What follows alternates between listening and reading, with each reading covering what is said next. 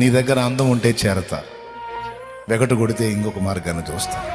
నీ దగ్గర ఐశ్వర్యం ఉంటే చేరతా, ఖాళీ అయిపోతే తొక్కేసి వెళ్ళిపోతారు. పనికొస్తావు అనుకుంటే నీకు రెస్పెక్ట్ ఉంటుంది. నేను చెబుతున్నా, జెంట్స్కి లేడీస్కి మొత్తాన్ని చెబుతున్నా. ఇప్పుడు లైన్లో ఉన్నావు, ఫ్యామిలీకి సపోర్ట్గా ఉన్నావు, అందరికీ దీవెనగా ఉన్నావు, అందరూ పొగుడుతారు, ఆకాశానికి ఎత్తుతారు, నీ విషయంలో చాలా బాధ్యతగా ఉన్నట్టు స్పందిస్తారు. కొద్దిగా ఏదన్నా నీ కర్మగాలి పనికి రాకుండా అయ్యావనుకో, అప్పుడు బయటపడిద్ది ఒక్కొక్కళ్ళ నిజస్వరూపం.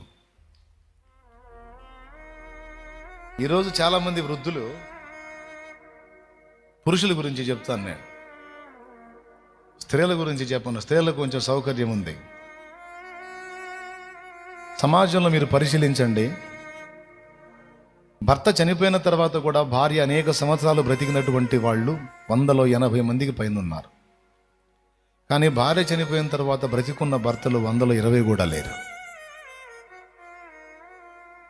భార్య చనిపోయిన తర్వాత బ్రతికున్న భర్తలు 120 మంది కూడా లేరు. నీ భోగం అంతా నీ భార్య ఉన్నంత వరకే. ఆమె పోయిందంటే నీకుంటుంది సినిమా.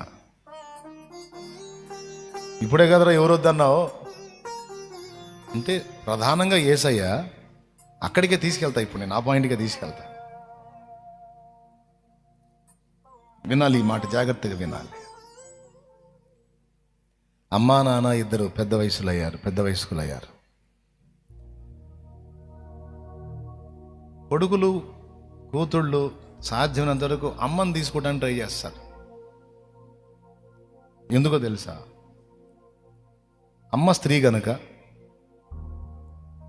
అమ్మ దగ్గర కొన్ని ప్రయోజనాలు ఉన్నాయి. నంబర్ వన్ ఒక మాట అంటే పడిద్ది. ఎందుకంటే ఫస్ట్ నుంచి అమ్మకు మాటలు పట్టడం అలవాటు. నాన్న తిట్టినా మేము తిట్టినా పడిద్ది. అమ్మ మాటలు పట్టడం అలవాటు. ఎందుకంటే అమ్మకు ప్రేమ. అటు కోపడవచ్చు, ఒక దెబ్బ కొట్టినా సరే అమ్మ వదిలిపెట్టిపోదు. ఒకటి.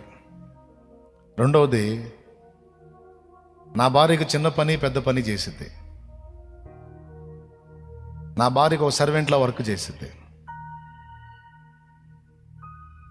అమ్మ వల్ల ప్రయోజనం ఉంది.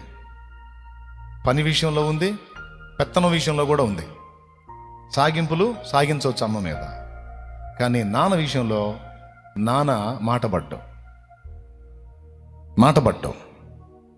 రెండవది, నాన్న పని చేయకపోగా నా భార్యకు నానే ఒక పని. నా భార్య నా విషయంలోనన్నా కొంచెం ఆలాటోలాగా ఉండొచ్చు, కానీ నాన్న విషయంలో సీరియస్గా ఉండాలి. లేదా ఆయన ఫీల్ అవుతాడు, పెద్ద ఆయన రెస్పెక్ట్ ఇవ్వాలి. నా మీదన్నా సాగించుకుంటుంది. మా నాన్న దగ్గర మాత్రం సచ్చినట్టు గౌరవనీయంగా ఉండాలి. కాబట్టి ఇప్పుడు చెప్పండి, అమ్మేమో పని చేసిద్ది, కానీ నాన్న ఒక పని. అమ్మ మాట పడిద్ది, నాన్న మాట పడడు. ఇప్పుడు చెప్పండి, తలకాయ పేరుతో నానా చిన్న గుర్తుపెట్టుకోమ్మా. అది ఇప్పుడేం జరిగింది తెలుసా?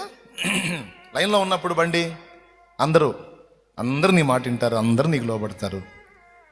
కొంచెం ఈ జవసత్వాలు ఉడిగిన తర్వాత, కొంచెం నీ పొజిషన్ డౌన్ అయిన తర్వాత, వాళ్ళు లైన్లోకి వచ్చిన తర్వాత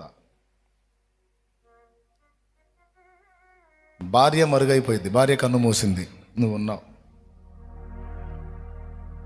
ఇప్పుడు ఏం ఫ్యామిలీకి నువ్వు ఒక బరువు. ఏమీ అనలేరు, నువ్వా పనికిరావు, నీ వల్ల పైసా ప్రయోజనం లేదు, పైగా నీకు డబ్బులు ఎదురు పెట్టాలి, చిన్నదానికి పెద్దదానికి రకరకాలుగా.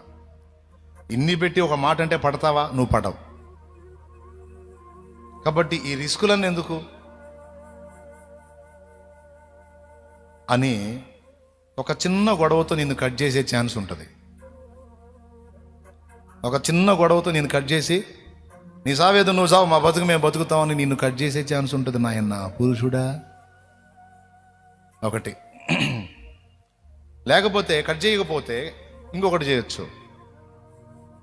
మాట అంటే పడని నిన్ను చూటిపోటి మాటలతో దిగులుతో నువ్వు చచ్చేటట్టు కూడా చేయొచ్చు.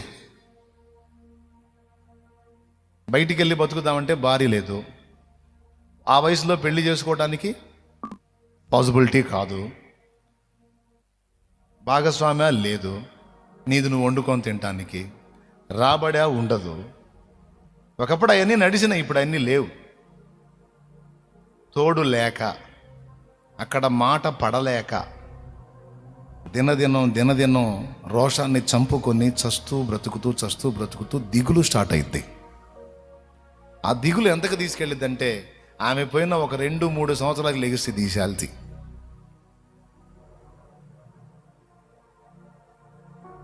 నేను జీవిత సత్యం చెప్పా, నీకు విలువ ఉండదు.